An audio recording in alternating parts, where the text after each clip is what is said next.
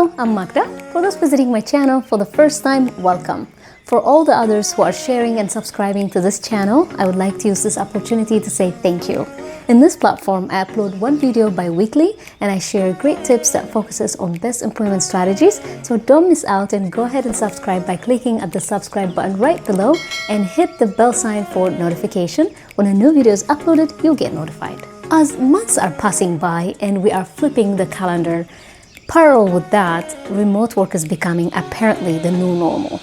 If you are currently seeking a job, especially if you are in the tech profession, I can assure you that 99% of recruiters will let you know that the role is 100% remote, with hopefully things going back to normal and you will need to convert to non-remote. Working remotely definitely has its perks. First of all, it's providing many to work from their comfort of their homes and they don't have to risk their health to commute in using public transportation.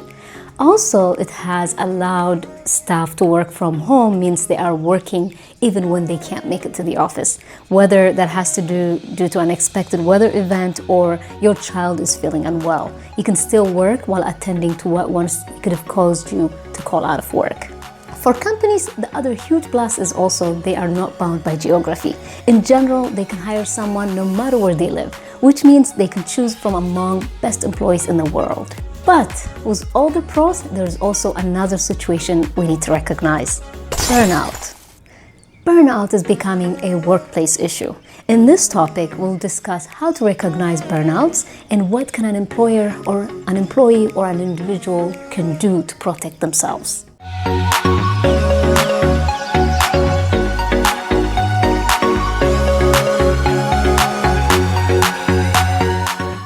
Just because you are working from home, it doesn't mean you should neglect some important steps to take care of your mental health. Let's see some signs in how to recognize a burnout. Number one is mental exhaustion. Mental exhaustion can make you feel overwhelmed and emotionally drained and make your responsibilities and problems seem impossible to overcome. Some symptoms of mental exhaustion could be depression, anxiety, hopelessness, and detachment. And some of the physical signs of mental exhaustion are: you may start to get headaches, upset stomach, body aches, chronic fatigue, change in appetite, lack of sleep, weight gain or weight loss. You'll start to get colds and flus more often. Some behavioral signs are also your mental exhaustion can cause you to behave in ways that are out of your character. You may start to feel social withdrawal or isolation, inability to keep personal or work commitment, and you start to call in sick more often. The second one is lack of motivation.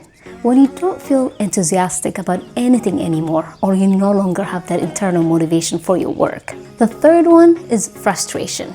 You may start to feel like what you're doing doesn't matter that much anymore. You may notice that you feel more generally pessimistic than you used to be. The other burnout sign is cognitive problems. Burnout and chronic stress may interfere with your ability to pay attention and concentrate. Decreased job performance is another huge sign. You can compare your job performance now to your performance in previous. What used to be easy for you becomes very difficult. Interpersonal problems at home and at work. You start to feel irritable. Maybe you start to having more conflicts with other people, such as getting into arguments or you are withdrawn. Talking to your coworkers and family members becomes less. You may find that even when you are physically present, that you're not. The other huge sign is not taking care of yourself. When suffering from burnout, some people engage in unhealthy coping strategies like drinking, smoking, eating too much junk food, not paying attention to your physical appearance. The other huge sign of burnout is being preoccupied with work. When you're not at work, even though you might not be working at the moment, but you feel the worry in the back of your mind. That worry causes you to be consumed and your mental energy mule in you and you are completely exhausted. Generally, decreased satisfaction. You start to feel less happy and satisfied with your career and with your home life. You might feel dissatisfied or even stuck. Now we've seen the signs of burnout. How do we tackle a burnout? In order to tackle a burnout, there are lifestyle changes and techniques you can use at home to help you cope with stress and remove the symptoms of mental exhaustion and burnout. First and foremost is to try to remove the stressor. It's not always possible to eliminate the source of your stress, but it is the best way to treat stress. If you are overwhelmed by your responsibilities at home or work, consider asking for help with tasks or delegating some of your responsibilities to others. The second one is take a break, unplug. Time to rest and recharge is an important part of treating mental exhaustion. This can mean taking an extended vacation, clearing your schedule for a couple of days, or even just taking a bit of time for yourself each day. You can also unplug by taking that extra step, taking a break from social media. You can set boundaries by turning off your cell phone.